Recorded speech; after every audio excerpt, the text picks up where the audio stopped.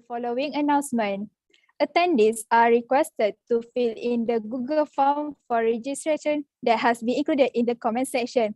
For everyone's information, e-certificate will be provided to anyone who stays until the end of the program. So we expect cooperation from all to stay in this program until the end. Next, the audience will be asked to prepare for a photo session as a memento. Attendees are invited to turn on the camera. Okay, now can everyone smile, and if there's those who didn't turn on the camera, please do turn on the camera. All right, everyone smile. On the count of 3, 3, 2, 1, smile. All right.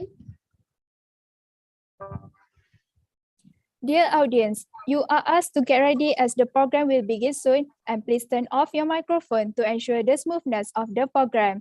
For those who can turn on the camera, please do so to lighten up the ceremony. Peace be upon you and good morning to all. We do like to extend a special welcome to our honored guests and to the audience members who will be with us throughout today's program. Bismillahirrahmanirrahim. Dr. Mazlan Cik So, Deputy Dean of Student Affairs, FSPPP UiTM. Dr. Ahmad Shah Pakar Mohammed, Liaison Officer, Office of International Affairs and Global Initiatives of FSPPP. Dr. Amir Hazikaduni, Distinguished Fellow, Faculty of Administrative Science and Policy Studies, University Technology Mara. Mr. Neo Chu Seong, First Secretary, Head of Chancery Malaysia Embassy in Washington, USA, Head Administrator of the institutions, Coordinator Committee and Faculty Management, the Presidents of the Faculty Internal Association and Council Committee. Next, ladies and gentlemen, please accept my greetings. Assalamualaikum warahmatullahi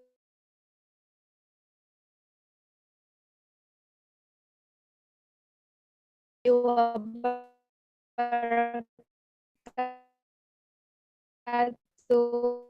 Salam UiTM di hatiku and a very good morning to all audience. Welcome to Asean International Youth Symposium Together We Unite. Program hereby invites Muhammad Akmal Afnan Abdul Rahim from the invitation. The program is now. Thank you to moderator. Al-Fatiha.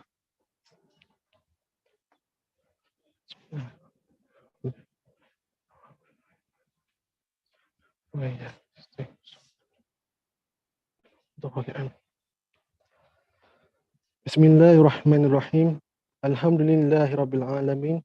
Wassalatu wassalamu ala asyafi anbiya wal mursalin wa ala alihi wa sahbihi ajma'in. Oh Allah, we can only express our gratitude to you for all of your graces and blessings.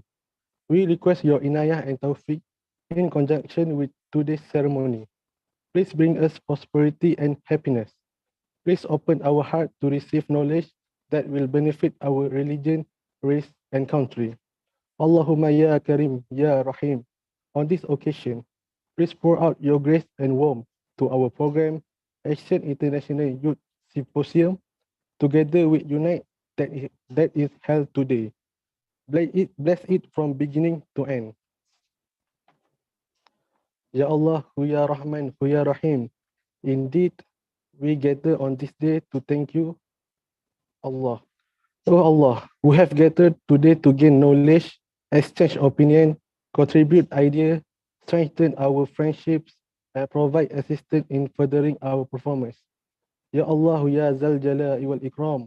We pray your qadrat, oh Allah, to grant us the strength to carry out all good deeds today. And we seek refuge with you from doing evil. Oh Allah, bestow knowledge on us and adorn us with kindness. Make us beautiful with health and glorify us with piety. Rabbana atina fid dunya hasana wa fil akhirati hasanatan wa qina azabal qubur wa qina azabal mahsyar وقنا عذاب النار وقنا عذاب النار وقنا عذاب النار وصلى الله على سيدنا محمد وعلى آله وصحبه وسلم والحمد لله رب العالمين. Amin, amin, ya Rabbal Alamin. I do like to thank Muhammad Akmal Afnan Abdul Rahim for reading the prayer just now.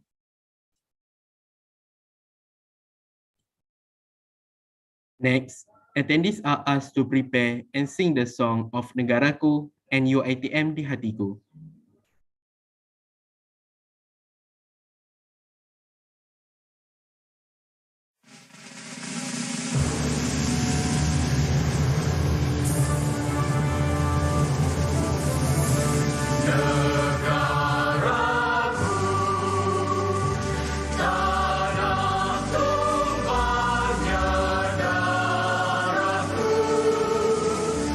Rakyat hidup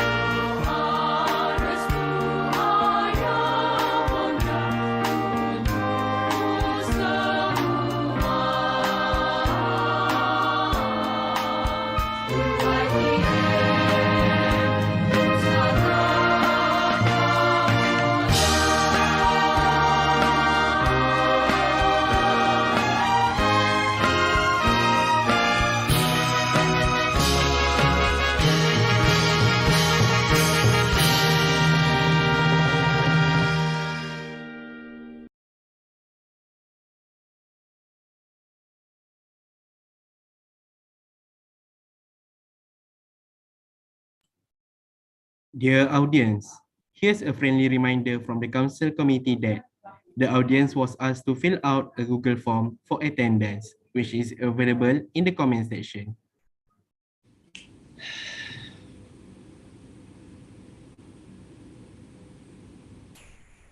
Now, let us move on to the next agenda, which is the inauguration of the ASEAN International Youth Symposium, which will be officiated by Dr. Mazlan Cik So, Deputy Dean of Student Affairs FSPPP UiTM, to give a few words to officiate our program today. Welcome. Bismillahirrahmanirrahim. Thank you, Mr. Moderator. Assalamualaikum warahmatullahi wabarakatuh and very good morning. Dear Dr. Emir Hazikadunik, Distinguished Fellow, Faculty of Administrative Science and Policy Studies, University Technology Mara, Mr. Neo Chu Siong, First Secretary, Head of Chancery Malaysian Embassy in Washington, D.C., USA, Dr. Radwan Yusof, Deputy Dean of Research, Industrials Community, Alumni and Entrepreneur Network, FSPPP UiTM, Dr. Ahmad Shah bin Pakir Mohammed, Liaison Officer, Office of International Affairs and Global Initiative of FSPPP, Ms. Jeniwati Muhammad Jodi, Advisor for this program, Director of Program, faculty members, staff, organizing committee, and students from FSPPP UiTM as well as from Universitas Subang, Indonesia. First, let us express our gratitude to Allah Subhanahu wa Ta'ala because with His blessing and permission, we can be together at the program of ASEAN International Youth Symposium, Together We Unite, which was held for the first time today. I would like to congratulate to the Student Association of Southeast Asian Affairs, SASI, for successfully drafting this program, as well as all the committee members who helped and made it a success by working hard so that the program can be recognized at once. Dear attendants, I will understood that this program has presented in two sessions, which is the first one is the talk session that discussed the topic of the impact of ASEAN due to the Russia and Ukraine conflict, which has been discussed according to the politics, economics, and also social disciplines. Looking at the topic that has been discussed, I believe that it is very appropriate that we all are aware of what's going on in Russia and Ukraine, where the importance has been discussed, particularly in terms of the impact towards the ASEAN community itself. I also be understood that the second session, there will be a presentation on youth on empowerment in ASEAN, which will be conducted by a representative from students within the 4 ASEAN countries involved. I have a lot of faith in these young people's abilities to present their ideas and arguments. As a student, it is certainty that such soft skills should and must be present in every student. If it can be properly organized, it can certain the university mission of producing holistic and competent students is met. Attendees, next I see that this whole program is aimed at raising the standard and ability of students to be aware of the current issues and give their thoughts and thus their ideas on the right channel, such as at this program. I also see that this ASEAN community, especially students, who have such a strong interest in current affairs, where knowledge can now be applied. Those inputs can help frame their delegated classwork or assignment and in the classroom and even outside the classroom. Dear guests, I hope that through this program, the student will cooperate and process as much as input as possible. Hopefully, this program can be used as one of the student effort to shape themselves to be more holistic and more competitive. Before I end this speech, I'd like to thank the program director and the members of the implementing committee for their hard work in putting the ASEAN International Youth Symposium, Together We Unite, be realized. I'm honored to be able to take part in this program because I believe it will benefit the younger generation, especially all the students that have participated today.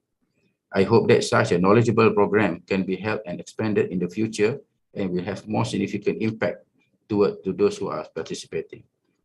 Without taking so much time, I now hereby declare the program ASEAN International Youth Symposium Together We Unite officially open. I wish all of you to have a nice day and a good luck. Wabillahi taufiq wal hidayah. Assalamualaikum warahmatullahi wabarakatuh.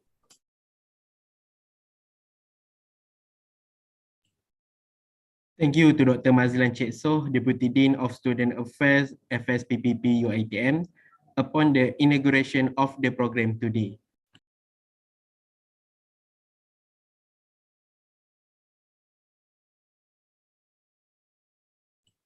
Now, with pleasure, I would like to invite the Director of Program of ASEAN International Youth Symposium, Together We Unite, which is Ms. Nur Syuhada binti Muhammad Fauzan, to give a little introductory speech. Hereby, welcome. Thank you to our moderator, Hazin Insidin and Farim Fainin. Bismillahirrahmanirrahim. Good morning to Dr. Imi Hazi Kaduni, Distinguished Fellow Faculty of Administrative Science and Policy Study, University Technology Mara UiTM. Mr. Neo Chu Siong, First Secretary, Head of Chancery Malaysia Embassy in Washington DC, USA.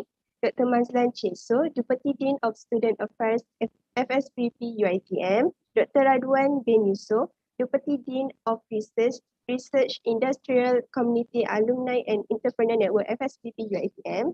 Dr. Ahmad Shah Parker Mohammed, Liaison Officer, Office of International Affairs and Global Initiative of SVP, Head Administrator of the institution, Coordinator Committee and Faculty Management, the President of the Faculty Internal Association and Council Committee. Assalamualaikum warahmatullahi wabarakatuh, and a very good morning to our guests and everyone. With the grace and permission of Allah Subhanahu Wa Taala, we are grateful for our opportunity to meet for the first time on this day at the ASEAN International Youth Symposium Together We Unite. My name is Nur Syuhada binti Muhammad Fauzan. As the program director, I would like to thank the participants for your willingness on spending your time together with us in order to make today's event more cheerful. I appreciate the presence of our guest speaker this morning to run out the program. My dear attendees, the ASEAN International Youth Symposium program is an international event that brings together young leaders from around the region to discuss and share ideas on the sustainable development goal with the goal of resolving current concerns by developing new ideas. It's also a way for students to gain knowledge about ASEAN countries interacting with our associated countries. Furthermore, the goal of this program is to launch a greater effort by the Student Association of Southeast Asian Affairs SASI Club in becoming a student association that places a holistic emphasis on activity conducted in relation to ASEAN countries. In the line with that, we have set a number of objectives for this year's ASEAN International Youth Symposium program. First objective is to enhance student thinking skills in relation to the speaker information. Second is to instill in students a sense of curiosity about neighboring country in relation to current issue. Third, to encourage cooperation among club members, SASI leaders and UiTM campus servant students. And last, to further strengthen the relationship between the SASI leadership with the audience in order to raise the profile of SASI and UiTM on a global scale. My dear guests, as the program director, I would like to take this opportunity to congratulate the community members who work tirelessly to keep this program running while handling other responsibilities as a student. I would like to express my appreciation and gratitude to all parties who has contributed cooperation and energy to the success of this program. Finally, I would like to thank UiTM to today's approval to the ASEAN International Youth Symposium program. I hope this program will produce high quality and well-informed students. Hence, I hope this level of cooperation and commitment can be carried on in the future for ensuring the success of the objective program can be gained by the student. Inshallah. That's all for me. Thank you.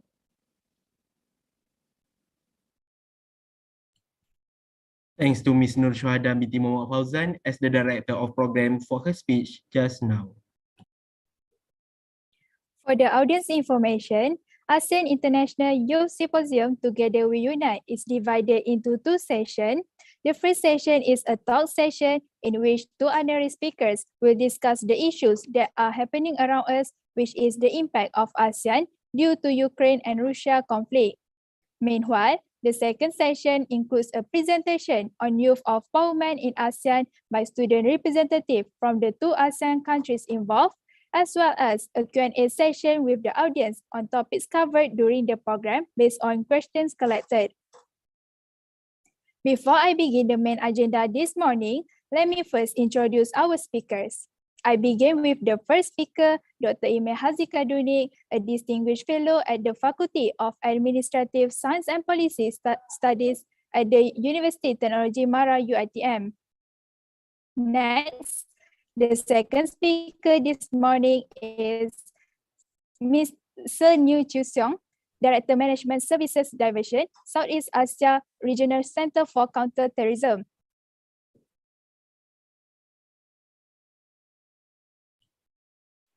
Now, we will begin with the first session, which is a talk session where the speakers will discuss the impact of ASEAN as a result of the Ukraine-Russia conflict. As we all know, the conflict between Ukraine and Russia is a contentious issue because the two countries involved are both powerful and influential. Thus, the incident has had an impact on ASEAN in a variety of ways. For the first session, we will have a discussion on the topic given.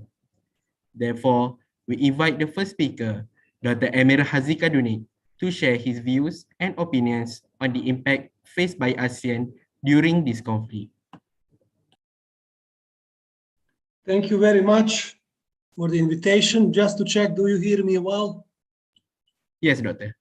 Okay, again, thank you very much. My salams and my greetings to all of you.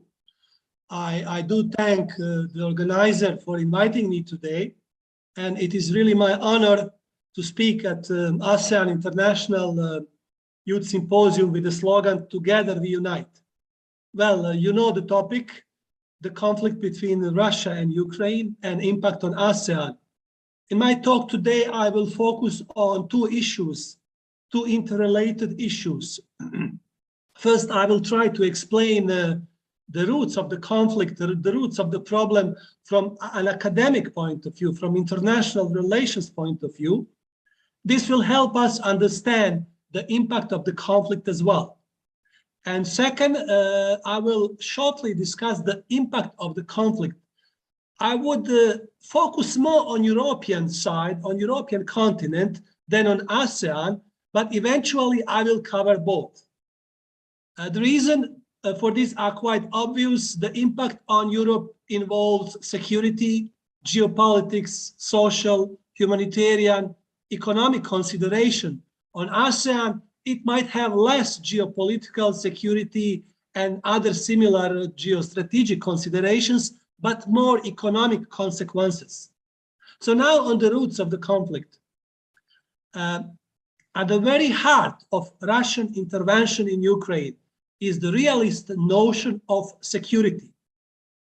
At the very heart of NATO's expansion eastward is the liberal notion of collective security. So these two notions belong to competing theories in the area of international relations. On one side, we have realism with the notion of security. On the other side, we have liberalism with the notion of collective security. So to understand the essence of this problem, of this intervention, to discuss the question logically and methodologically within a framework, we need to consult these two competing theories. Now, let me now address both of them, both of these frameworks that can help us understand the very essence of this Russian invasion in Ukraine. First of all, I will speak about realism. As I said, at the very heart of Russian invasion of Ukraine is the notion of security, Russian security in the light of NATO's expansion eastward. So from a realist point of view, which is also a Russian point of view, NATO was on offensive. It has expanded eastward toward Central and Eastern European countries. It included states that belonged during the Cold War to the Soviet Union or to the sphere of influence of the Soviet Union. Hence, Russia, from a realist point of view, had no other choice but to be on defense. Russia, according to neo-realist logic, well, within realist school, we have different sub-schools. So one of them is neo-realist school. Russia, according to this neo-realist school, has a right, according to this school, to invade a neighboring country for security consideration. So Russia has a right to intervene in Ukraine to prevent Ukraine from joining NATO, which is, from a Russian point of view, an enemy to that state. This is a very simple logic of realism. In this framework, in this realist framework, security concerns of Russia are recognized, but those security considerations of Ukraine are not. According to structural realism, Ukraine as a sovereign country is not free to pursue its own foreign policy. According to the same realist logic, Ukraine as a sovereign country has no right to choose its ally. This country, Ukraine, considering its geography, considering its size, considering its geopolitics, it has to consult its elder and more powerful neighboring country, Russia. So Ukraine, for that matter, or any other Central and Eastern European country, should recognize a kind of, this is based on realism, this is not my opinion, they should recognize their second-class status in the community of nations. And they have to accept their geopolitical role as neutral. They have to accept this. They are forced to accept this as neutral, buffered on the edge of Russian state, or they should accept to live within a zone of Russian sphere of influence. So this is realist logic. Weaker state or medium power state, which happen to live next door to a great power such as Russia, they have no right to choose somebody else. Ukraine, for that matter, has no agency, as they say it in our theory. For hardcore realists, neo-realists, such as John Mearsheimer, who from the University of Chicago, from the US, these are all liberal delusions. I mean, the right of countries to choose their allies. For him, for a realist hardcore like him, these are liberal delusions. So this logic can also be a little bit more complicated if we bring the notion of security dilemma, which is a notion of realism as well. So this notion in particular is useful very much when discussing impacts and outcomes of this conflict worldwide, including Asean. Supposedly a defensive moves by NATO, and NATO in its perception perceives its moves as defensive in Central and Eastern Europe, by Russia are perceived differently. They are perceived as offensive. So as a reaction, supposedly defensive move by Russia to increase its own security alongside the border are again perceived by US and NATO in Europe as offensive, compelling countervailing action. So these include, for example, the increased US military presence in the Baltic states such as Estonia, Latvia, Lithuania, Poland, and elsewhere along NATO's eastern border, and further expansion of NATO. And this measure, from NATO's point of view, which is defensive, and from Russian point of view, which is offensive, provoke reactive step from Moscow, such as rising nuclear alert, or taking aggressive position toward neighboring countries, such as Ukraine, or even taking aggressive posture toward countries in other parts of the Europe, for example, Balkan region, in Montenegro, Macedonia, including Bosnia and Herzegovina. So as you can see, from a realist point of view, security dilemma explains behavior of key actors, key great power actors in Europe quite rationally. From realist point of view, it assumes survival in the international system. In this particular case, it assumes survival in the European subsystem. It does not assume prosperity It does not assume integration as a goal. It does not assume interdependence, economic interdependence as a goal. So survival in the system is the prime goal of great powers. In extreme version of realism, it is about the notion that the might is right. The strong states do what they like, and weak states suffer what they must, which is, again, alternative to liberal notions, alternative to rules-based order, alternative to international frameworks of collective security. So now let me address the opposing theoretical perspective so that you get opposing views as well. As I said in my introductory part, at the very heart of NATO's expansion eastward is the principle of collective security of all member states. At the very heart of NATO's founding treaty is the principle of collective security. So this NATO remains a unique, this principle remains a unique and enduring principle that binds all these member countries together, committing them to protect each other and setting a spirit of solidarity within the alliance. You have heard about famous article number 5 within the NATO alliance. If one country, if one member state is under attack, then everybody else will have to defend this country. So according to this liberalism, any European state is free to choose whether or not it will join this alliance. According to liberalism, this liberal perspective, Ukraine as a sovereign country has the right to choose its ally. It has freedom to join NATO if its government and its people decides to do so.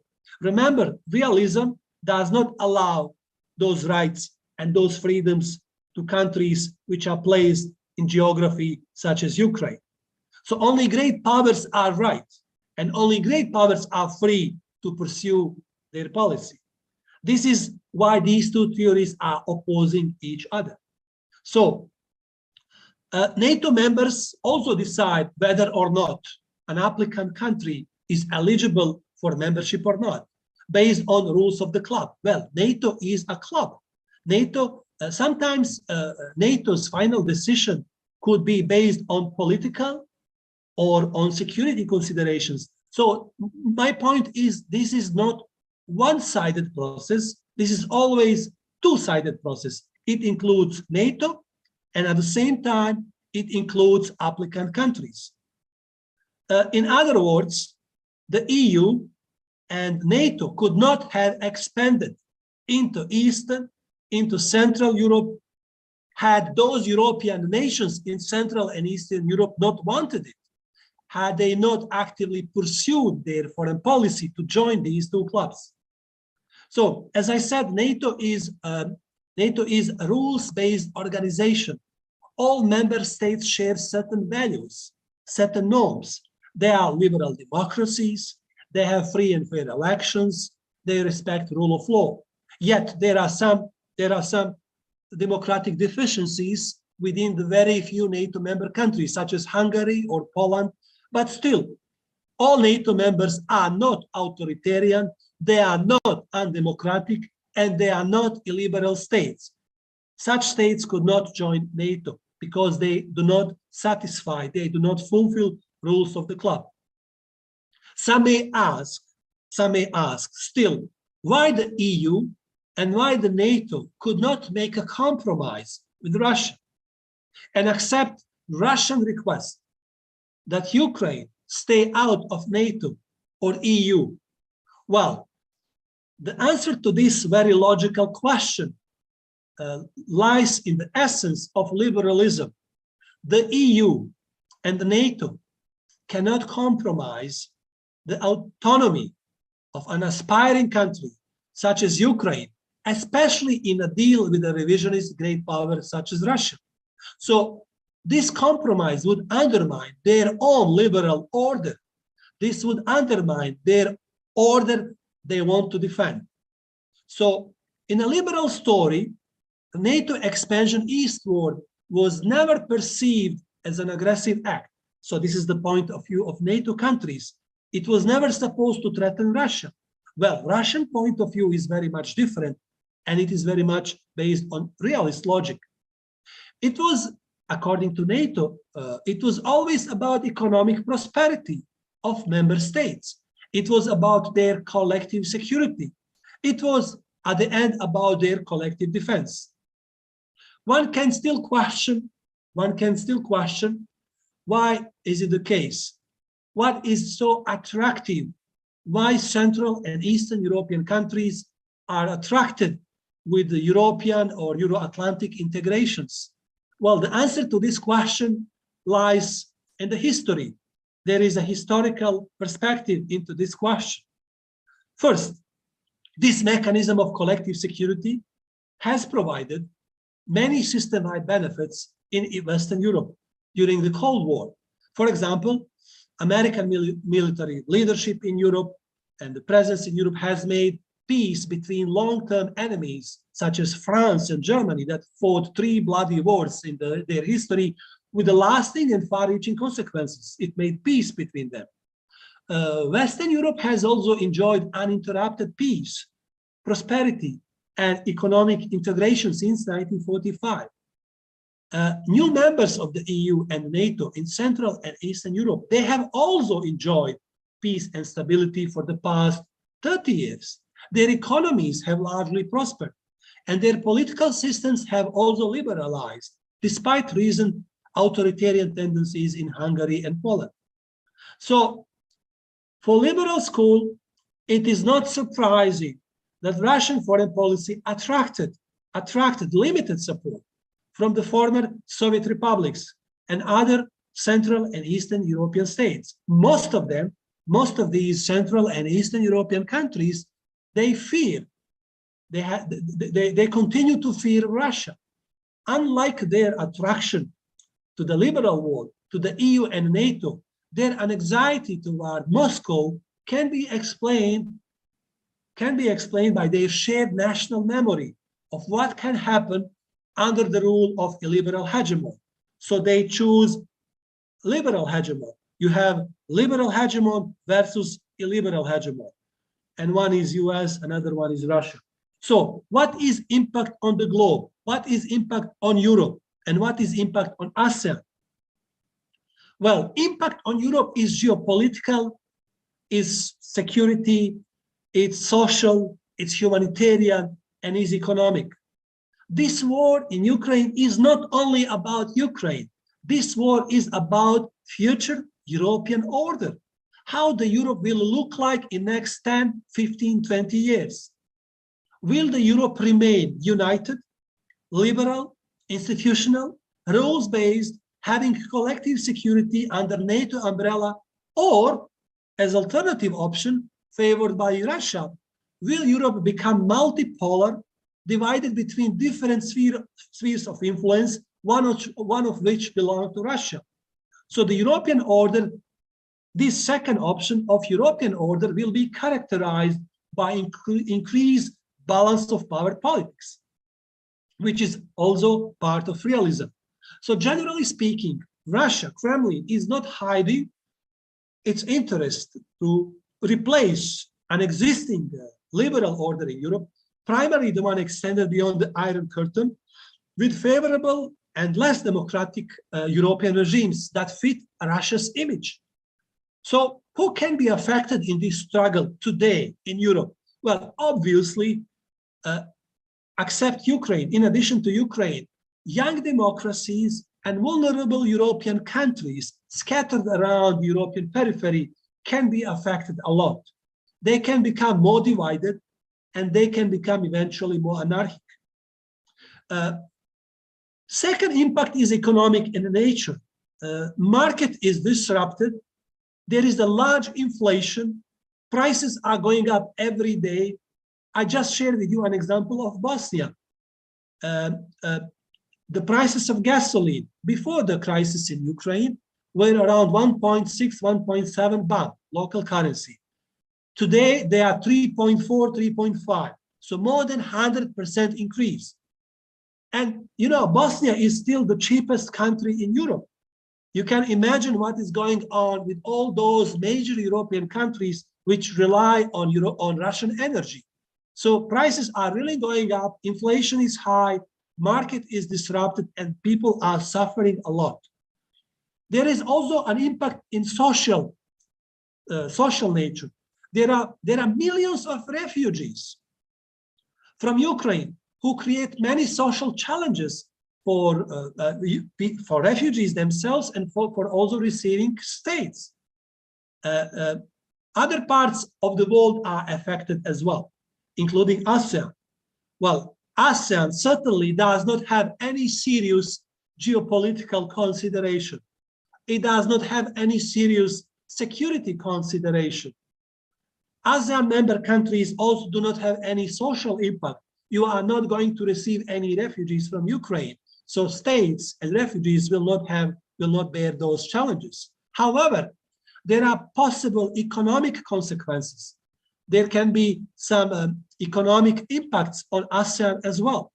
Again, markets are disrupted in Europe and markets are global. Economy is interdependent.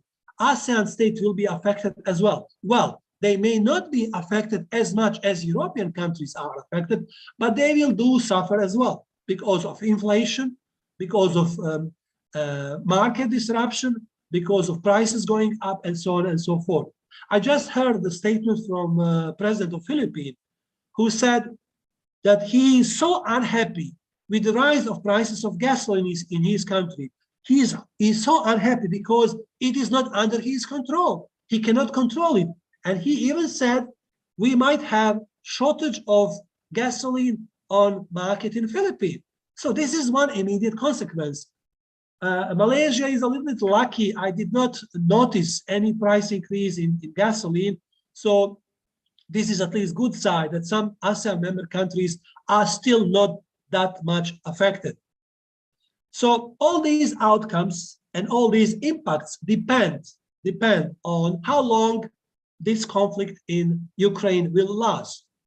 In Europe in particular, eventual impact also depend on the outcome of this war. If Russia is successful, then Russia may move on with its mission to replace an existing order in Europe.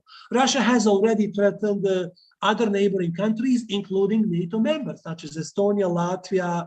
They are having conflicts with Poland. Now there is issue of NATO expansion over Finland and Sweden. And Russia is so unhappy with this. So it may move on. If it is successful in Ukraine, it may move on with other countries, because the goal is not Ukraine, as I said, the goal is the future European order. If Russia does not win, then European liberal order will prevail, will strengthen for years to come. So with this short presentation, I hope I provoked some of you to ask questions, and I hope you enjoyed my talk. I thank you for your attention, and of course I will remain available for any discussion, any news, and any question that you might have for me. Thank you very much. Thank you to Dr. Emil Hazikadunik for interesting sharing of his views and useful information earlier.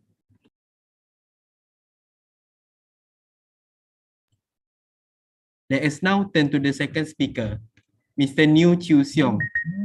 Mr. New Chiu Seong, you are welcome to share your thoughts on the impact of the Ukraine-Russia conflict on ASEAN.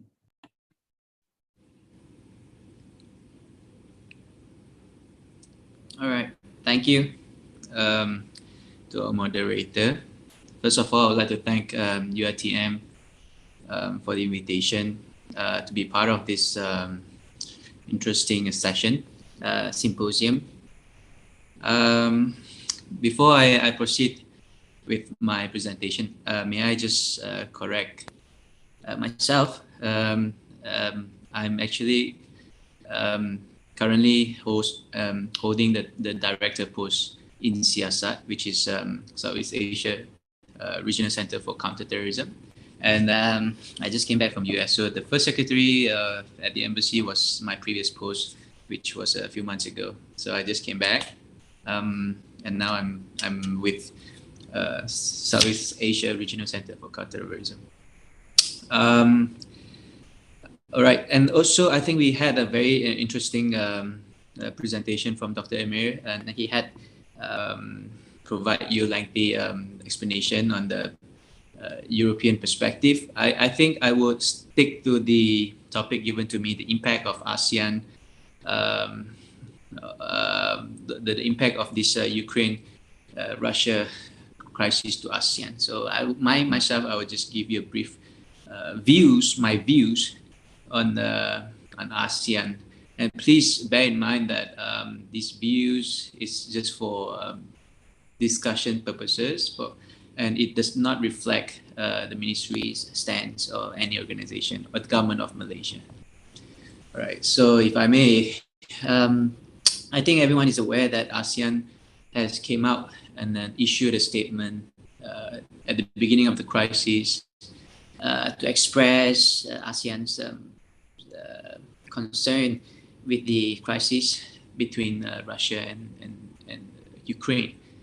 However, as everyone is aware, it does not refer that crisis or the event as an invasion or aggression towards Ukraine by Russia. But in March, I think ASEAN foreign ministers, they have came up with another statement calling for an immediate ceasefire.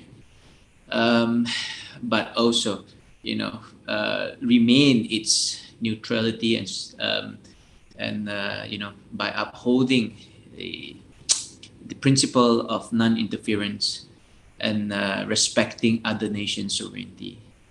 So this has draw some discussion among the international community.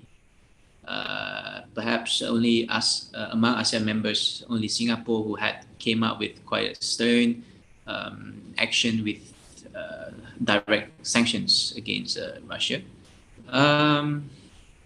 And obviously we could understand where they are coming from, because Singapore as a trading nation, they are afraid that this may affect their trade relations with the big powers such as US and its allies. It's not surprising for them to come up with a statement condemning or imposing sanctions on Russia. Other than Singapore, I think other countries are quite neutral, still committed to the ASEAN principles. And of course, as far as ASEAN is concerned, it may, if we are not careful, it may lead to a division among the ASEAN members. So far, we have seen countries, including Malaysia, came up with their own individual statements, stating our non-interference, respect for political independence and sovereignty and territorial integrity for other countries. In fact, we have seen, and we all are aware, like both Russia and Ukraine or the Western Bloc, they are our important trading partners. So as a small trading nation, I would say as a new trading nation, Malaysia, we ourselves must remain neutral or uphold the non-interference policy. And also this is also in line with our ASEAN's, I would say, slogan, unity in diversity. So in fact, ASEAN should play a greater role in promoting peace. And this, I think, something that ASEAN can look into rather than imposing destructive actions. Might as well ASEAN play a greater role, more significant role by promoting peace and also encouraging negotiations. This, I think, is an important role that ASEAN can play, because we, I together based on common economic interests, and we are not so much formed by the political or security interests. Hence, I think this is why ASEAN remains so intact. But in fact, I hope we all can we are aware of what it may cause and its repercussion if we continue to take side. So I think this is very clear. ASEAN is very clear of that. Other than that, I think as far as Malaysia is concerned, Russia is an important economic and also economic partner to us. So we have certain degree of cooperation with Russia and even Ukraine. Therefore, I think we have, so far we can see this crisis is important. However, we have bigger issues to deal with. For example, post-pandemic economic recovery, our internal economic situation and so on. I think this would be more significant to our leadership at this moment than like what Dr. Amir has mentioned. As far as the geopolitical aspect is concerned, those crises may not directly impose any threat to our region, considering our geopolitics. However, on humanitarian basis, we remain concerned. We want peace, and this, I think, Malaysia as well as ASEAN should focus on. It's like we promote peace and we want stability, not only in our region but also across regions and the world. I think so far I have all these views that I want to share. If you have any concerns or questions, I'm more than happy to answer. Thank you.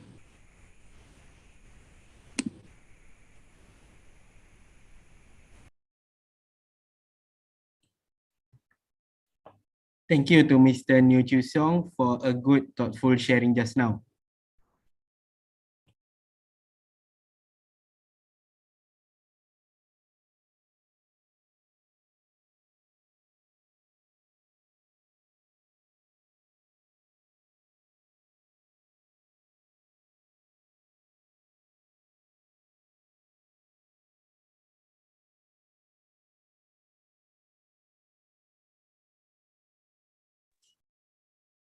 To conclude today's first session, let's move on to the Q&A session. Attendees are welcome to ask our guest speakers questions about the topic of discussion today.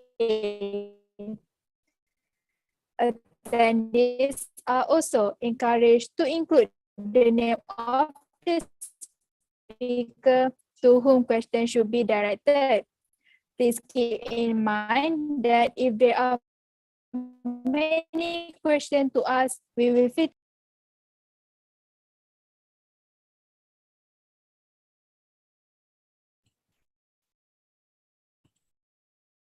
Okay, so the first question will be answered by Dr. Amir. So the question is, recently President Biden said that USA will intervene in China invades Taiwan, whether by sending military aid or directly. Do you think China will follow Russia's step, since China currently has assembled their navy right now with bigger assets? They also did military exercise in South China Sea. If this happened, will Malaysia manage to avoid this conflict? Dr. Amir. Yeah, thank you very much. This is a very important question. And actually, this question will be relevant for years to come. And this is the question now of the international system. We have a ruling power, this is the US, and we have a rising power, and this is China.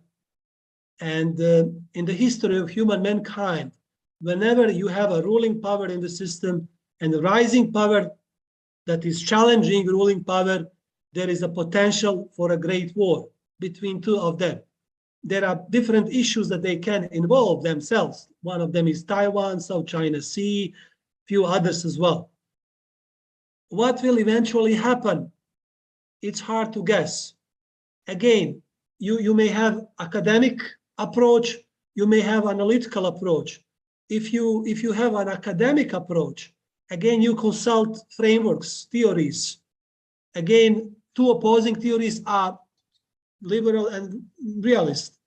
Realist logic would say that as China is growing, as China is rising, it will also translate its economic might into military might.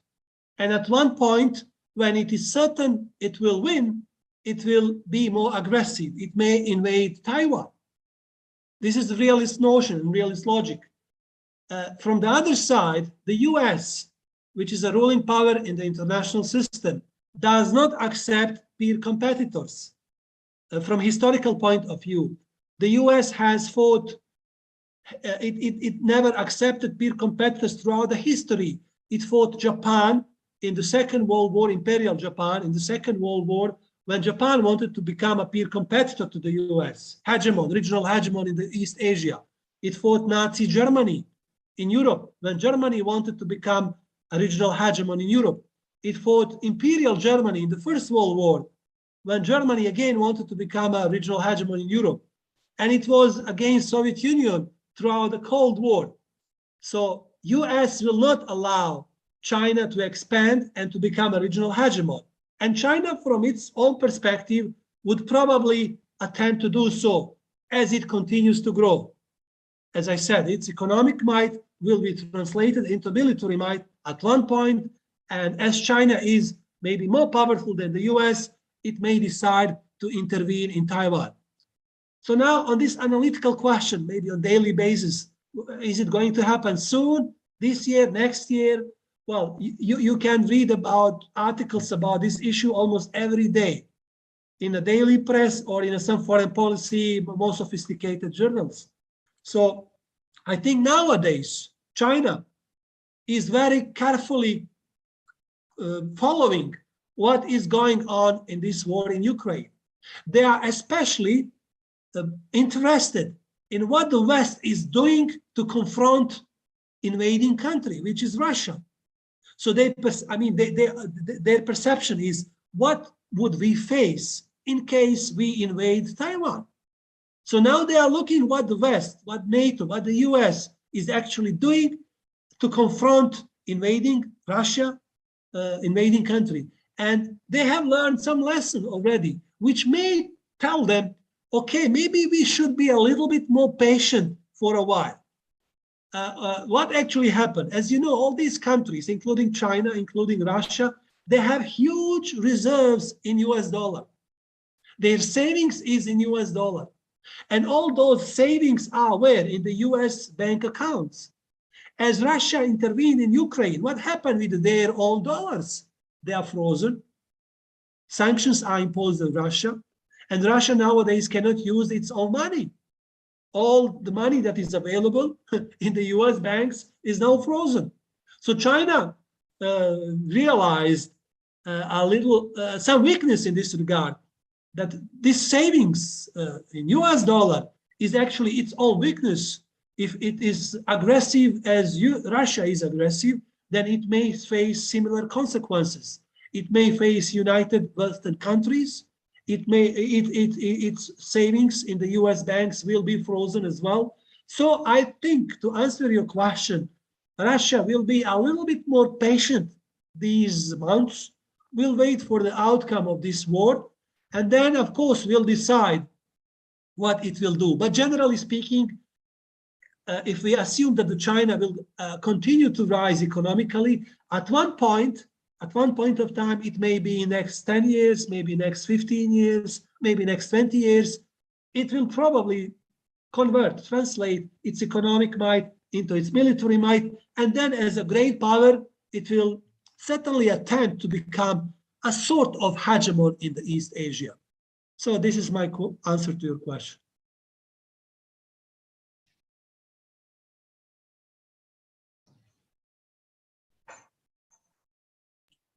Thank you, Dr. Emir.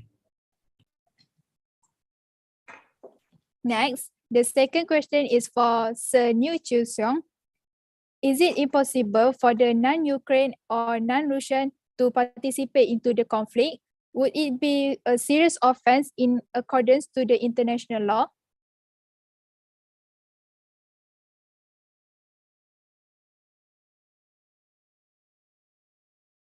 Mr. New?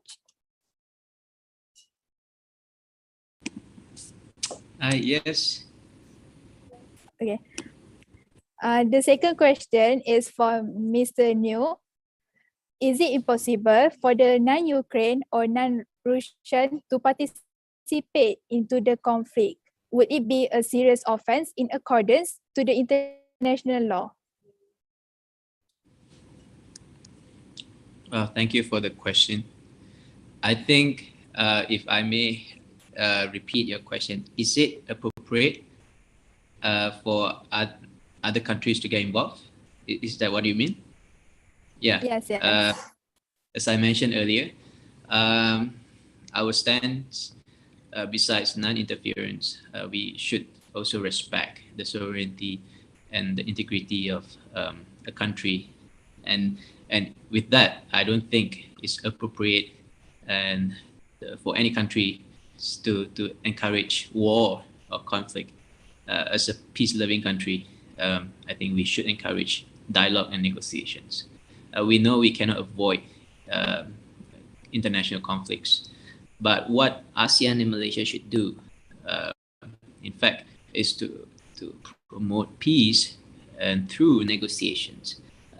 I believe every conflict can be solved if we can all sit on the same table and face the issue rather than impose provocation and sanctions that I don't see how it can solve the problem. In fact, it would only escalate and make it worse. So I would encourage, if we have, this is what ASEAN, I see ASEAN is working on. We have to be very careful. Sometimes people think that ASEAN or Malaysia as a country, we are too cautious, but this is not about being too cautious. This is about avoiding the conflict from being escalated, which will impact the world security and peace. Thank you. Thank you so much, Sir New Chu Seong, for the interesting answer just now. As a climax to the first session, which has been discussed by the two wise speakers, let us move on to the next agenda, which is a FSPPP corporate and SASI video montage performed by the SASI Clouds Multimedia Bureau. For everyone's information, FSPPP corporate video is shown to introduce the Faculty of Administrative Science and Policy Studies to our guests.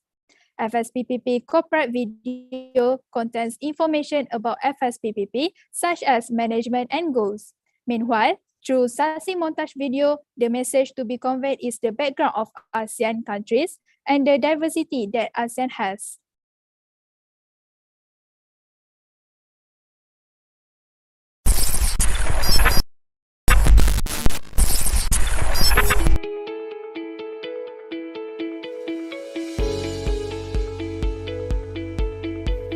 The history of the Faculty of Administrative Science and Policy Studies was established on January 40, 2004. The historical roots date back to 1965, when the School of Administration and Law was set up.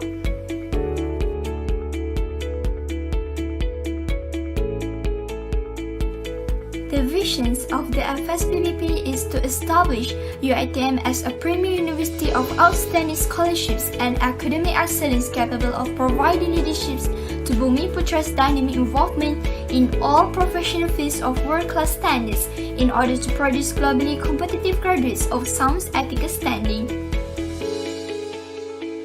One of the missions is to enhance the knowledge and expertise of Bumi Putra's in all fields of study through professional programs, research work, and community service based on moral values and professional ethics. There are a quality objective of Faculty Administrative Science and Policy Study.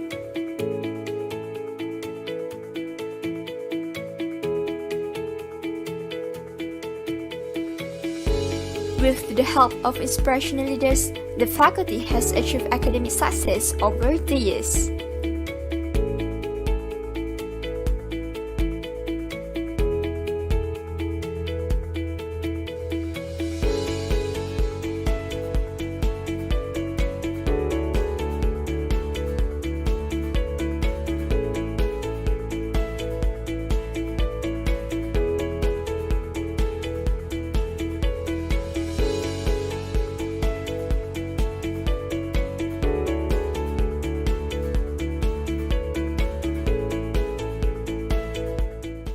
The current Dean of FSPPP is Associate Professor Dr. Nur Hafiza Muhammad Hari. The Dean is supported by 3 Deputy Deans, the Deputy Deans of Academic, the Deputy Deans of Student Affairs, and the Deputy Deans of Research and Industry Network. Presently, the faculty has over 60 academic staffs and 20 administrative staff providing support to the faculty's success. There are 10 programs offered under Faculty Administrative Science and Policy Study from diploma to PhD level. The faculty offers diplomas, bachelor's degrees,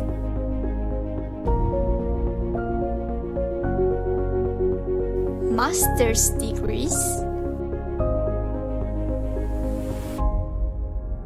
and the PhD doctorate degrees. Under its professional program wings, FSPPP also offers the Institute of Chartered Secretaries and Administrators Qualifications, the ICSE.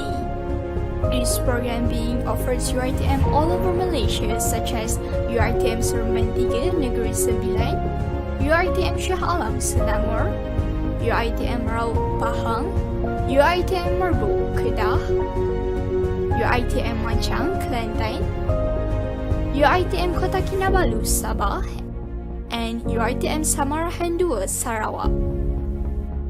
These are the latest achievements achieved by University Technology Mara UiTM under Faculty Administrative Science and Policy Studies.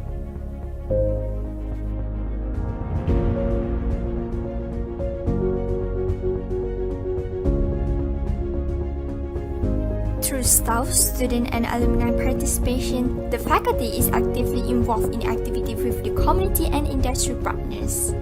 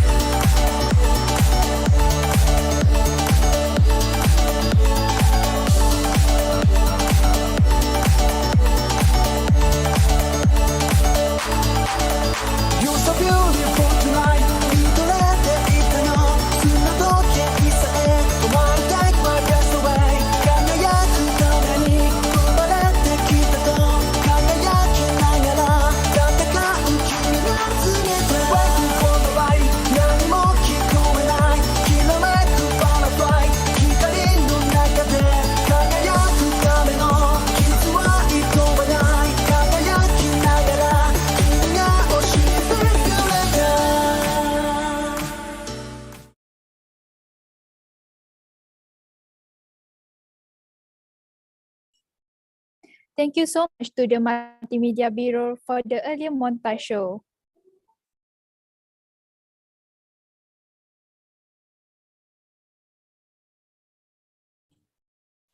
Now, let us proceed to the second session, which will feature the presentation of Youth of Empowerment in ASEAN by student representatives from 2 ASEAN countries involved. There are 3 student representatives, including 2 from Malaysia and 1 from Indonesia. Malaysia is represented by Student Association of Southeast Asian Affairs (SASI) and International Affairs Society (INTAF), while Indonesia is represented by Subang University. During this session, the 3 representatives will present their ideas and views on the power of youth in ASEAN. This is because the development and progress of the country is usually associated with the efforts and initiatives of the youth who are the pillars of their country. Ferin, do you know that I'm very excited to hear the idea from both country representatives about this topic. I think it's very interesting since both of us also the youth generation of our country and ASEAN as well. Allow me to underline or highlight that the youth are the nation's hope, and again, the youth are the pillar of the nation.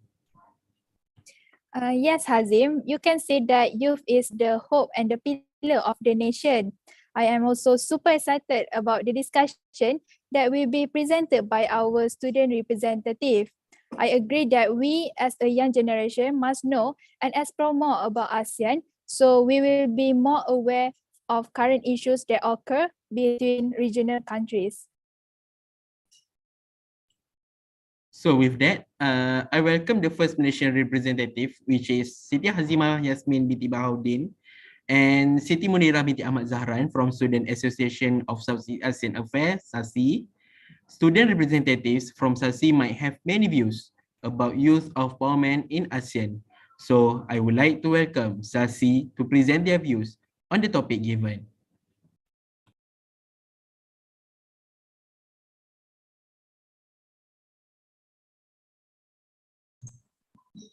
Okay, Bismillahirrahmanirrahim. Assalamualaikum and very good morning to each and every one of you.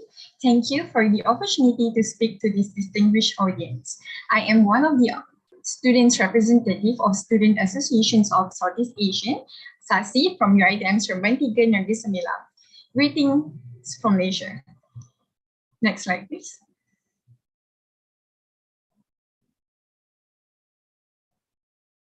Okay, before we go further, let me introduce myself. My name is Siti Hazimah Yasmin binti Bahaudin, a part 4 student of Bachelor in Corporate Administration, and my partner for today is... Greetings everyone, my name is Siti Munirah. I am a part 4 student of Bachelor in Administrative Science. All right, next slide.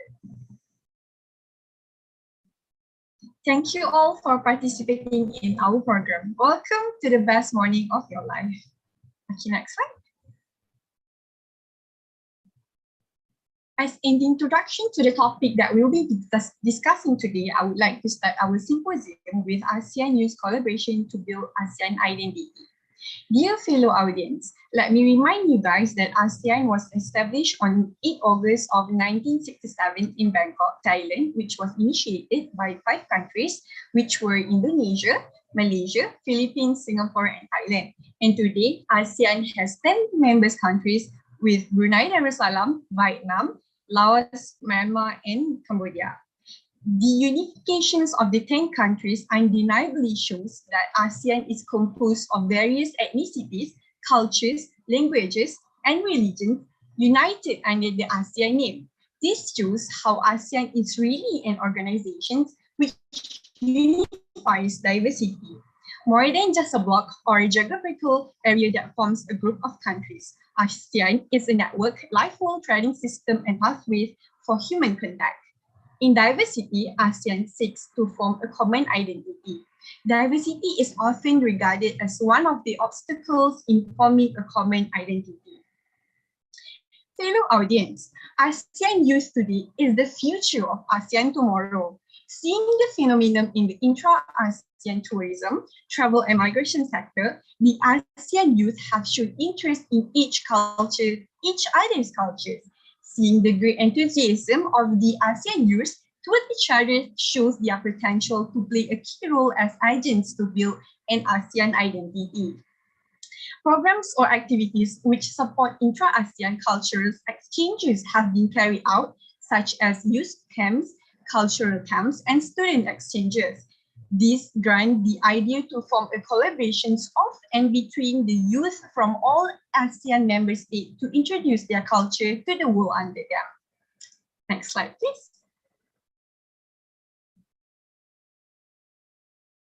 Dear audience, I want to draw your attention first to the initiative taken by the Malaysian government in order to increase the participations of nations' youth in the productivity of the country and create a unique identity to the ASEAN unifications. Following are the initiatives that we will talk about today. Okay, next slide. Firstly, the ASEAN Young Entrepreneurs Forum AYEF 2019. It is an inaugural program in Sarawak, Malaysia that aims to gather hundreds of young entrepreneurs all over ASEAN to establish informative dialogue. This is a program by the Committee of ASEAN Youth Cooperation, Inaugural Sarawak, COBIS, and Sarawak Entrepreneur Associations with the support of Ministry of Youth and Sports Malaysia and Sarawak State Government. It was held on the 14 to 18 November 2019 in Kuching, Sarawak, Malaysia. The forum has highlighted the topics related to digital entrepreneurship and the role of youth as a global citizen in the potential to raise global income levels, improve skills, and empowering ASEAN youth economically and socially. The forum focuses on 4 topics, which are capitalizing social innovations for meaningful impact. Secondly, strengthening ties through digital economy, understanding youth millennial market, as well as harmonizing ASEAN in the age of disruption. This forum has brought together forward-thinking and high aspirations for ASEAN youth to speak and discuss on matters concerning social innovation in this era, focusing on current issues, finding alternative solutions, developing opportunities and pathways for the next generations. Next, I will turn to the next presenter. Munira, the floor is yours.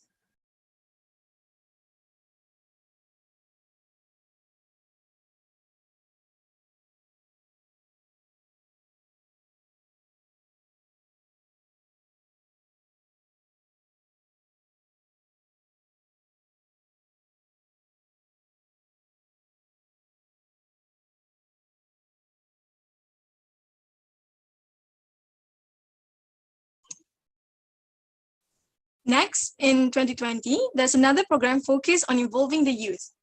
So the program is called #ASEAN Youth Building Back Better Webinar 2020. So this webinar, they separates into 4 episodes, which goes on for 4 days, which started on 27th November 2020 until 30th November 2020. So the goal of this program is to help the young people, which is the youth, to learn more about ASEAN's action plans and the ways for them to get involved in it.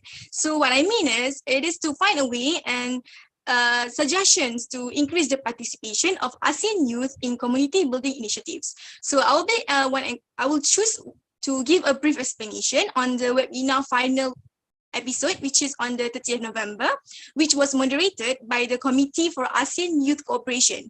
So where this part in this episode, in the final episode, it features the dialogues between the young leaders, the senior officials, and partners. So specifically, please move on to the next slide, please. Specifically on the next slide here, it's shown the list of the officers that have joined us, which is the ASEAN Deputy Secretary General for the ASEAN Social Cultural Community, Executive Director, ASEAN Foundation Executive Director, and others. And then this webinar was live streamed via the official Facebook page of ASEAN Center for Biodiversity. Please move on to the next slide, please. So in this last episode of the webinar, they split it into two sessions, which is the first session was the session between the youth representatives and the senior ASEAN officials that I have shown you earlier. And then the second session is between the exchange of the youth and high-level officials from partner organizations and also ASEAN entities. So there is this one sentence that caught my attention in the last episode of webinar by John Derek Ordonez, which is he is a youth panelist in the last episode, where he emphasized that the youth of today are the leaders of tomorrow. So creating a mechanism allowing them to engage in ASEAN's processes is very important. So if my dear audience here are interested to watch the whole webinar episodes, committee members, please move on to the next slide, please. So this is the links of the every episodes in the Facebook. But if the audience are interested, here are the links. But then do not worry, the committee of our program today will as well paste the links on the chat box below. Next slide, please. Moving on to Siti Hazima.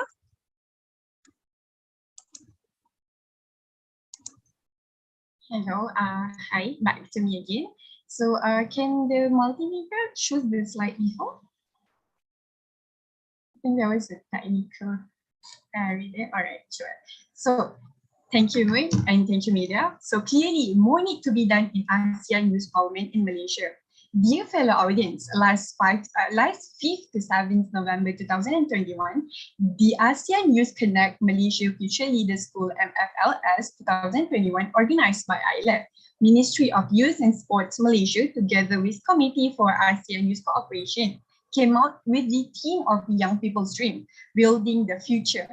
The 4 streams open space for the narrative and voice of the youth in reimagining the future with strategic action. ASEAN Youth Connect MFLS 2021 is a legacy to develop intellectuals in developing societies based on the parody of hope. It was held completely online in line with the new norms by highlighting 4 key youth issues, namely economy and youth employment, reimagine work in the future, reimagine education for future, and leaderships and volunteerism. Reimagine leadership and volunteerism in the future. The 150 participants who attended the course were the best participants selected for the last phase of the MFLS program and were exposed to modules such as overview of Malaysia's foreign policy, introduction to IDFR, strategies for developing leadership skills, and Malaysia's public diplomacy and social media. The aim of this program was to produce youth as strategic partners in national development, as well as capable of playing a role at the national and global level. While the Youth Ambassador session was one of the MFLS modules that aim at providing exposure and knowledge related to the international diplomatic relations. I think that is all for me. Thank you. Have a nice day. Back to you, Wei. Okay, thank you. Can you please go on to the next slide?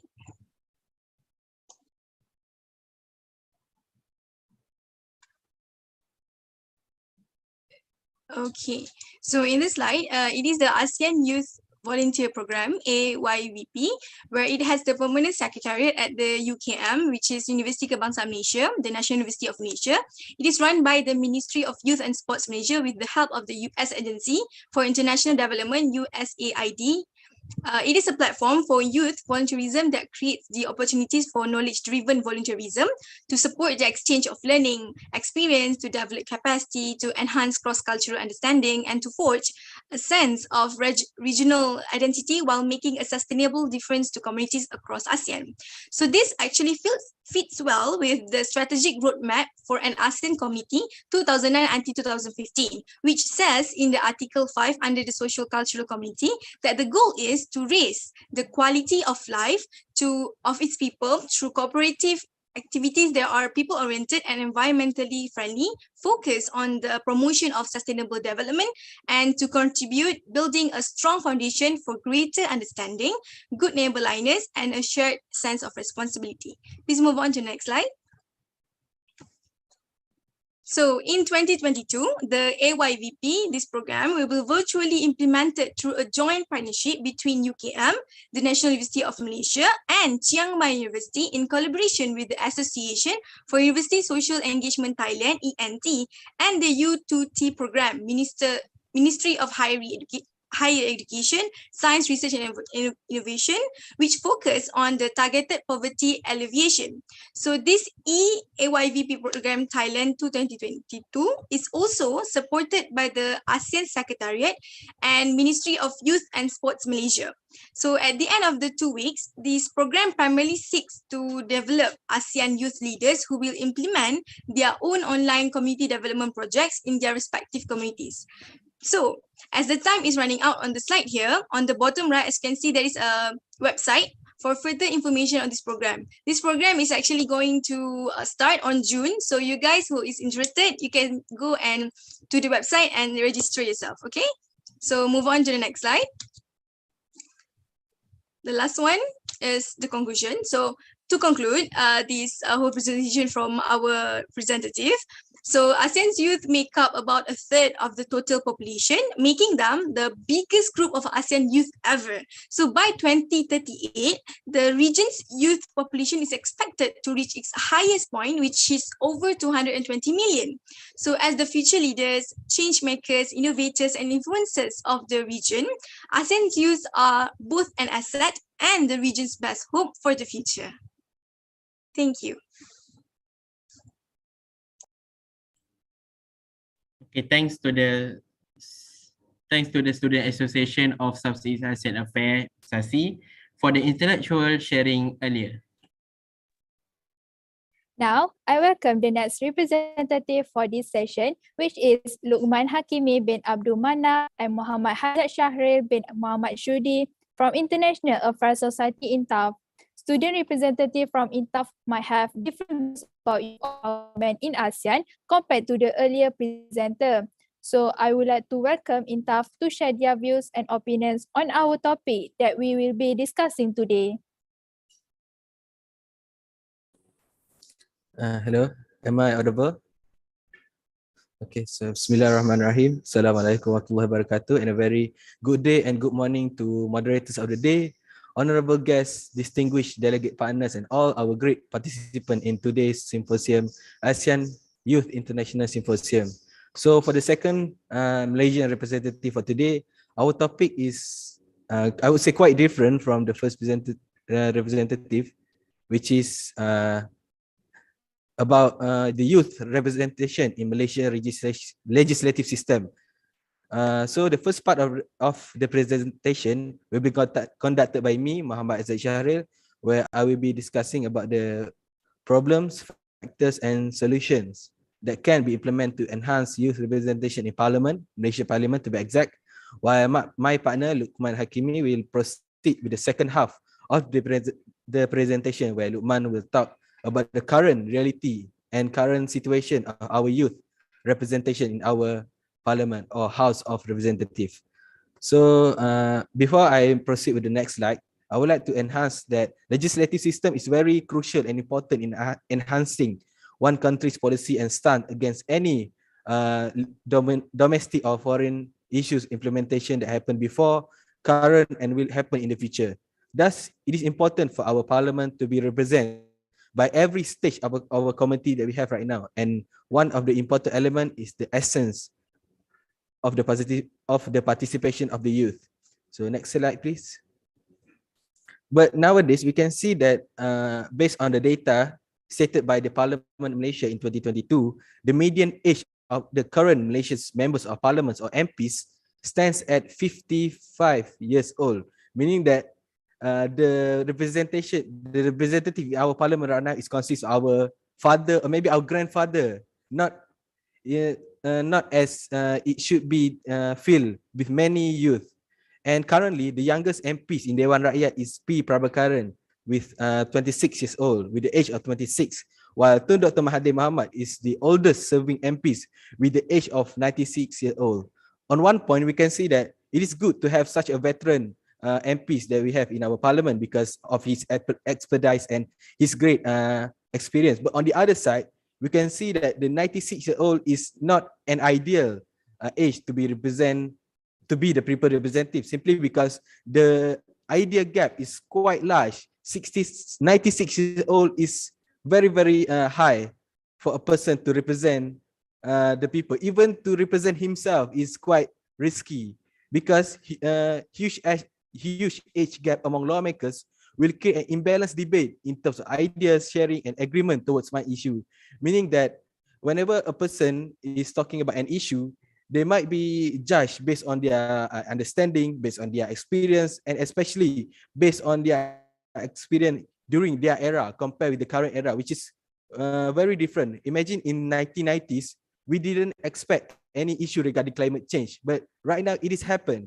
So that's what I'm slightly stressed on regarding the huge gap regarding the ideas sharing. So next slide, please. So the issue is that what happens if our MPs are too old? Huge gap and inconsistency among lawmakers to enact law, especially the current and controversial law. Like I mentioned, the issue of climate change, sexual related, nepotism, and the most importantly, corruption issues. Because I believe that it is we cannot deny the fact that corruption among politicians is a very serious issue. Then it should be, I believe that every youth in Malaysia really hate when talking about corruption. But if let's say the world, the parliament, the politics and are already filled, might be some sort of like change, and we can make the change by it would be the youth lawmaker need to follow the direction of the seniority leadership guidance, which some of them were outdated, simply because the youth lawmaker will be see as some sort of like naive or immature people when they represent their ideas to the senior leaders. And the third problem would be the voice of the youth we simply get ignored, simply because some veterans thought the youth are too immature to involve in politics. Like I mentioned before, the veteran politician might assume that these youth are not suitable to represent the people, and they are the one who clearly reserved to be that way. So next slide, please.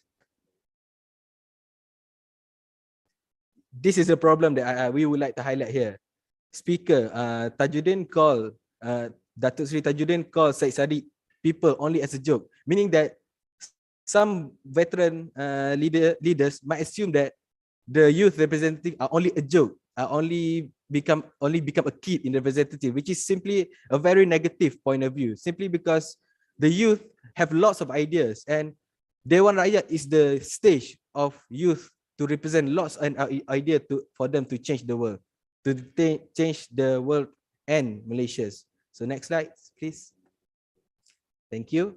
So how we can solve the problem? So political party need to promote more youth in their party leadership, as this will allow more interaction between veterans and the current generation of political leaders. Simply because the older generation can share their thoughts and experience, while the youth can implement the idea that they can implement in the future later on. And the best example would be the Barisan Nasional approach during the Malacca general election, where BN include 22% of their candidates were youth. This is a great indicator as political party are shifting from youth, from old generation to younger generation to lead their parties, and enhancement of undi eating awareness among young voter and their role in the Malaysian political system. So as we all know, recently the age limit to vote is being decreased from 21 to 18. So it is important for us to enhance and to give exposure to the people, especially the youth, about their role and their power to change and shape the political world in our countries right now. So that's all for my side. I would like to pass the stage to my partner, Luqman Hakim. Up to you, Luqman. Thank you. Assalamualaikum. Did you guys listen to me? Okay, so my name is Luqman Hakimi. I will continue to present our points. And the first one is, pardon my typo, is actually the reality on the ground. So mainly I will discuss about how the youth are ready and to preserve and to outpower their power and spirits uh, into the sphere of the political arena in Malaysia. And the first point is that I want to present is Malaysia has many students representative and youth association that's always eager to utilize their limited powers. And there are many examples of students organizations, and it includes the official student unions and also others students bodies in the public university and also the private university in Malaysia. For example, we have the vocal ones, one of the vocal student representatives such as the University Malaya Student Union UMSU, the student union from the IUMs. I think this example of the two student unions that are always vocals to speak out about the issue regarding the whether it's the domestic issue of their respective university, but they also voice out about the issue of about the national issues that has been circulating around. And I think this is a big indicator that the youth, especially the students, are always ready and aware about the problems of the nations. And another one, I think that we have a lack of representations from the University Institute Technology Barat itself. I think that it is best because the UiTM has many students, and I think they are the most students university in Malaysia. And I think the students of UiTM needs to more participate in the student activism and to voice out their opinions. And the second point is the political debates and political awareness among youth are started to gain crowd soon after the Undi 18 Act has been established. And this the debates not only about the rationalities on the Undi 18, but also about how the youth, especially the 18 and above, are ready to discuss and to debates about the political issue regardless of the sensitivity of the issues.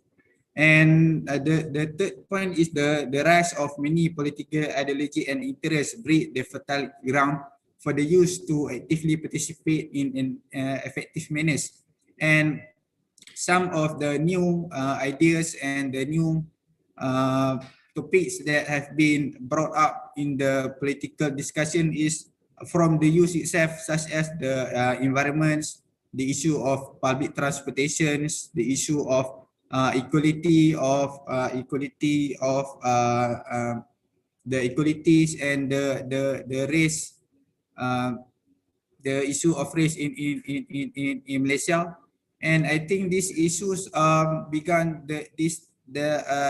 as always regards as taboo issues began to get the attention from the youth, and this is very important for the projection of our youth to begin to open up the discussion, and in the hopes that it can give the benefits for the nations. Next slide, please. So the next slide is to discuss about the idealism and wisdoms. The debacle and the enigma of idealism versus wisdom is become the center point when we discuss about the youth and the elders. And this is because the elders always use the term of the idealism to associate with the youth. They use the idealist as a bad connotations to disregard the idea and the spirits of the youth, because they seems that the youth that are filled with idealists are bad things, and they see that the youth are not stands in the ground and look at the reality. And I think this is a bad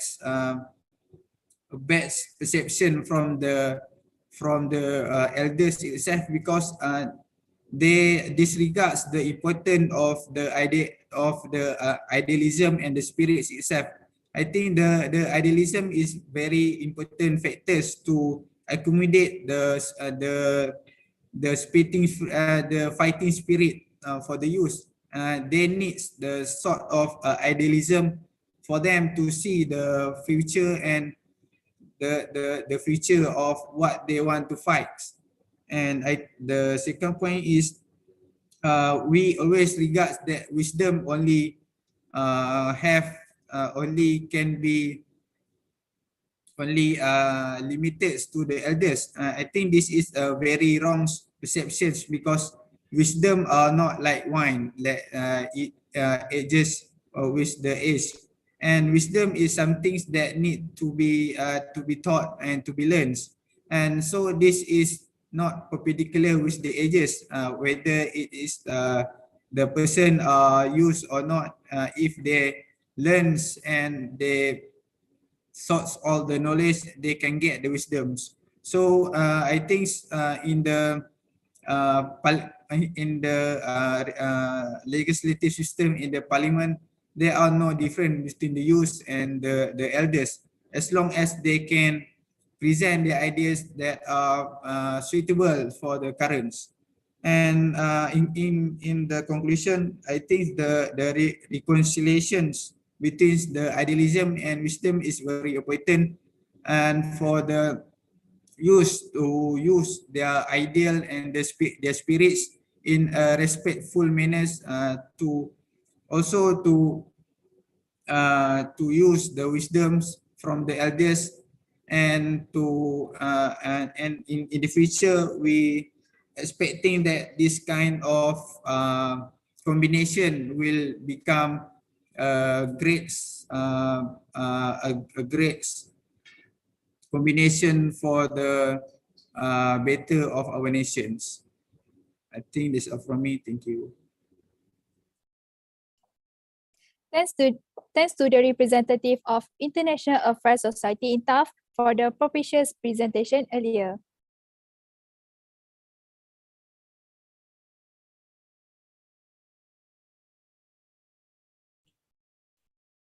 Our second session will be complete without the presence of our neighbor, the Indonesian representative from Subang University.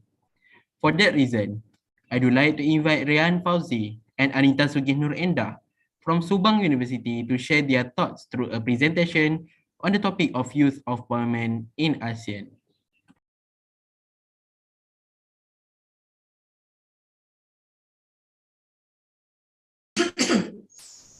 Hello everyone. Assalamualaikum warahmatullahi wabarakatuh.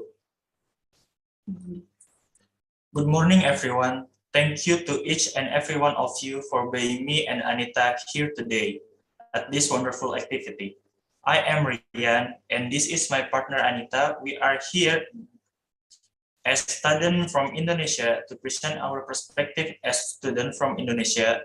It is such a honor for me to speak on behalf of the organizer. Anita and I, inshallah, will presenting the topic about our country, about future growth generation in 2045. We begin by now. Please next slide.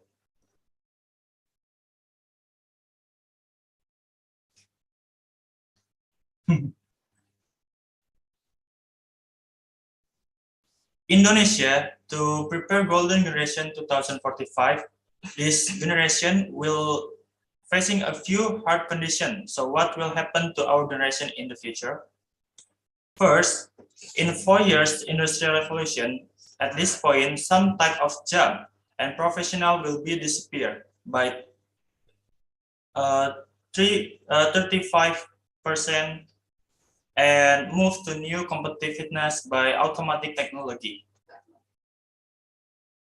And another point, cross-worker cost globalizations by data we expected that more 14 million workers will come from any nation and we will have many rival as workers. Domestic human resource. Indonesia as one of biggest population in the world will having more 58 million workers with good qualified. According Gen Z, millennials, or youth generation as human resource will have social media more than any generations, and they are smart, fast learner, and creative. Next slide. So what will happen in 2045? In 2045, Indonesia will have celebrating the 100 independent days of our country. In that years, we are predicted Indonesia will become one of the 7 economic power in the world with a per capita income for $7,000 US. Either update by now, Indonesia have 3,000 more capacity US dollar. Next slide. In that moment, we will have the golden generation 2045. Next slide. So who is the golden generation? The golden generation is us by now, and for preparing the 1000th generation, start earlier. So we are accumulate an education generation. There is no greater growth for nation but to prepare generations capable of managing the nations and country in their time. This is the generation that we have hoping for when Indonesia celebrate 100 years for independence in 2045. The Golden Generation by Muhammad Nuh. Next slide.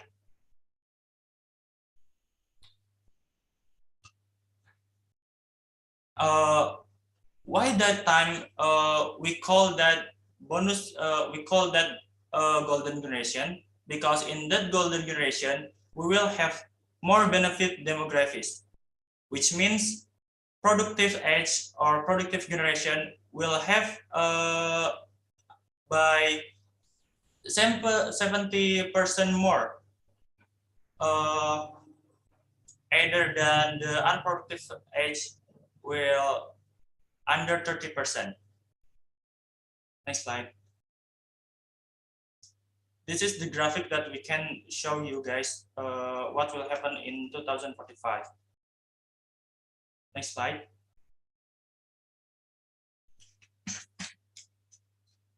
And waiting for that moment, Indonesia is preparing a 4 visions and 4 points to hold that pillar. First, building and technology and science. And second, economic and national security and trend and the world. Next slide. The next presentation will be continued by Anita Sugihi. And how to preparing quality human resource or through education. Each generation has a historical task according to its time. Didiklah anakmu sesuai dengan zamannya. Sungguh mereka akan menghadapi masa yang berbeda dari masamu. Sayyidina Ali bin Abi Thalib. Okay, next slide. And what about future trends and preparing academic excellence?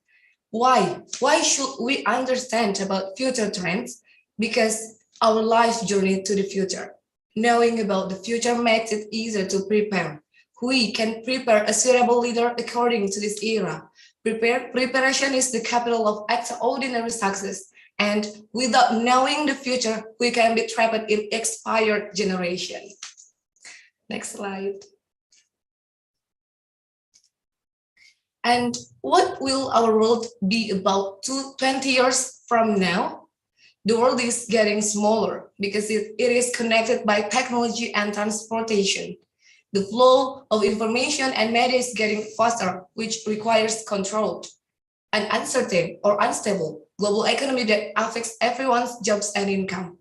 Tensions in the areas of natural resources such as water, food, and energy.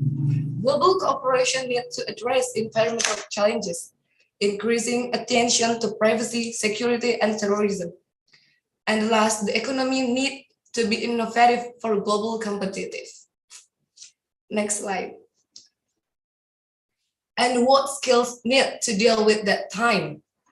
This is the combine between student outcomes and support system. Student outcomes, there are life and career skills, learning and innovation skills, information media and technology skills, core subjects and in 21st century terms and combined with support system. The support system are standards and assessment, curriculum and instructions, professional development, and learning environments. Okay, next. This is the descriptions about 21st innovation skills. Learning and innovation skills, there are critical thinking and problem solving, communications and collaborations, creativity and innovations.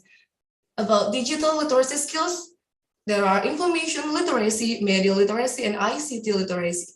Career and life skills, there are flexibility and adaptability, initiative and self-directions, social and cross-cultural interactions, productivity and accountability, leadership and responsibility. Bagi bangsa Indonesia sendiri, bagi bangsa yang religius, keterampilan atau skills tersebut perlu dilandasi dengan nilai-nilai ketuhanan, kemanusiaan, dan sosial, agar hasil pendidikan membawa maslahah buat semuanya. Okay, next. This is the combined list of 21st skills. For example, if we have critical thinking, so we have to understand about problem solving, reasoning, analysis, interpretation, synthesizing information. You all can see, guys, about the example, the combined 21st skills. Okay, next slide.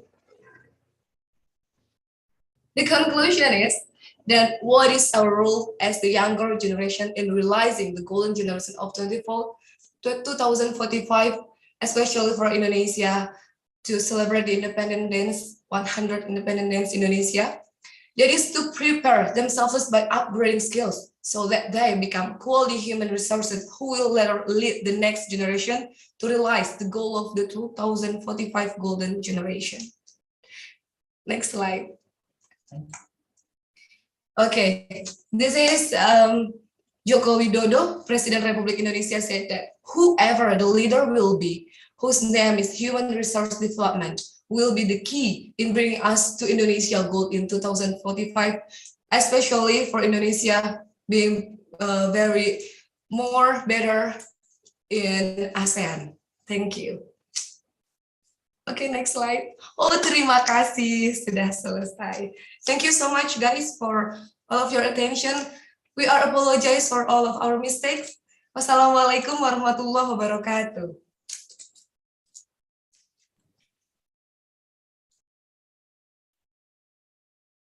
Thank you to the representative from Subang University for the thoughtful ideas and views. Thank you to all student representatives from the 2 ASEAN countries who gave presentations for our program second session today. To conclude today's second session, let's move on to the Q&A session. Attendees are welcome to ask our representative questions about the topic of discussion today. Attendees are also encouraged to include the club's name of the representative to whom questions should be directed. Please keep in mind that if there are many questions to ask, we will filter them and choose any question randomly. So the first question will be answered by Student Association of Southeast Asian Affairs, SASI, and the question is, the involvement of youth in matters of a global issues such as peace, democracy, and education is highly emphasized by most parties. The question is, how can youth participate in these global issues? Thank you for the question. So I would like to answer for the question. So my suggestion is the youth is to spread the awareness to social media. So as we know, nowadays these applications in the social media are becoming a necessity for us, especially during and the after of the pandemic of COVID-19. We share lots of information among us through online since we can't meet face to face due to the MCO, Movement Control Order. So social media is actually a medium for us to communicate and to spread information. So through this, we can know about many things such as the global issues, right? So, and then recently, and just now mentioned in the first session, is in regards to Ukraine versus Russia. So we know about the issue through the spread in social media.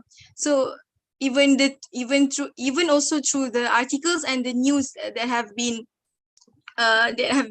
spread through online. So we cannot all to go there by ourselves to know about the information, right? So we can just read through online of what currently happened there. So the youth can also participate by spreading the information and create awareness regarding the wars to others by using the applications such as Instagram and then Twitter, Facebook, etc. So just like the saying, everything is only in just one click away. Thank you.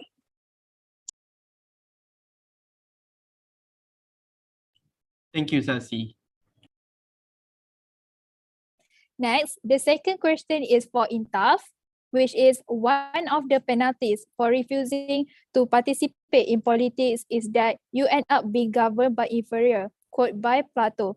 Would it be possible for the youth to contribute in making the community, country, and perhaps ASEAN better than today? Nevertheless, he intends to ignore the politics due to the reason that he is disgusted with the political crisis going on in the country. Thanks for the questions.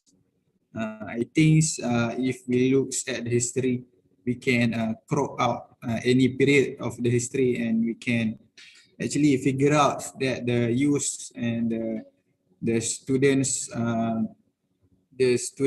participation is always been there, regardless of the periods of history. For example, we have the many history in Indonesia and also in Philippines, in Thailand, in the 60s, in the 90s, the 98 reformation in Indonesia, and also in Thailand, 2005, 2010s.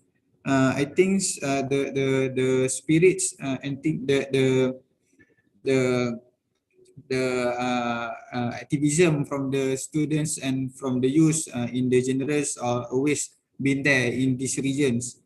And for the parts of the reluctance of the youth to participate in politics because they are getting tired of the politicians, I think this kind of reluctance is also a kind of political protest to show to the politician that the youth are tired of their actions, and this is a fertile ground for the youth to wait for the motive to eventually they wake up from their sleeps from the politics and eventually began active to participate in the politics. And I think the youth are more important to contribute for more than the outcome of or the results. And we can see this in every nations in Southeast Asia. For example, in Thailand, where they protest last year to the monarchs, and also in the Myanmar, they protest against the military junta. And I think, in my opinion, in the future, Malaysia, the Southeast Asia, and Malaysia in particular has a very bright future. I think that's all from me. Sorry for the long answer. Thank you. Thank you so much, Intaf, for the good answer given. So the last question is for Universitas Subang. In your opinion, how can youth contribute to the development of ASEAN aside from being selected as the ASEAN youth delegation? Okay, in our opinion, ASEAN youth must be able to use the latest technology in processing data and recycling and knowing whether the news is true or not. I mean, like media literacy is very important for youth. And youth is also expected to play a role in environmental issues, including natural disaster caused by climate change that can threaten human life. And the youth is also encouraged to be part of the effort to move the country's economy. It requires guidance in developing more innovative skills through various forms of education. Thank you. I think Thank you, the representative from Universitas Subang, for the interesting answer.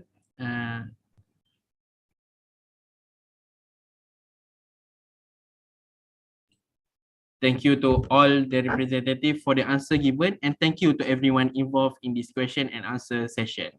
Thus, we will conclude both sessions of our program today. Through today's program, attendees can directly increase their knowledge on current issues that directly challenge the ASEAN countries, as well as knowledge on the role and condition of youth that are necessary to move forward. Also, big thanks to the attendees who remain loyal to us and provide solid cooperation. Dear audience, now we have reached the end of the program. I represent the Council Committee who would like to apologize for any inconvenience and continuity throughout the ASEAN International Youth Symposium Together We Unite. Thank you to the line of speakers who were willing to spend their time this morning despite being busy with daily life as intellectuals. Thanks are also extended to the student representatives who endorsed in imparting interesting knowledge despite being busy with academics. Not forgetting the audience who are willing to spend time with us, hoping that such a beneficial program like this can be held again in the future. Next, the audience will be asked to prepare for a photo session as a memento. Attendees are invited to turn on the camera. Ladies and gentlemen, please get ready to open your camera. We will take pictures 2 times under my cues. So please everyone open your camera. I think these are all going to prepare. Okay, so the first picture will be taken in 3, 2, 1. The next picture, freestyle, will be taken in 3, 2, 1. Okay, that's all. Thank you for your cooperation.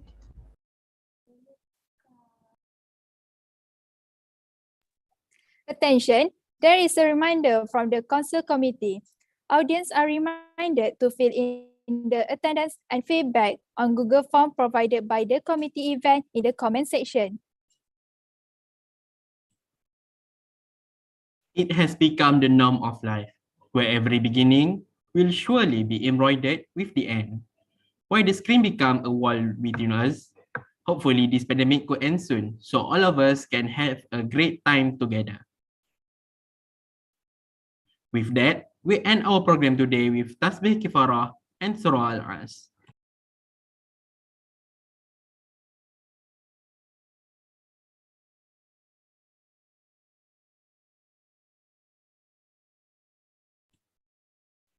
That's all from us. Wabillahi taufiq wal hidayah. Wassalamualaikum warahmatullahi wabarakatuh.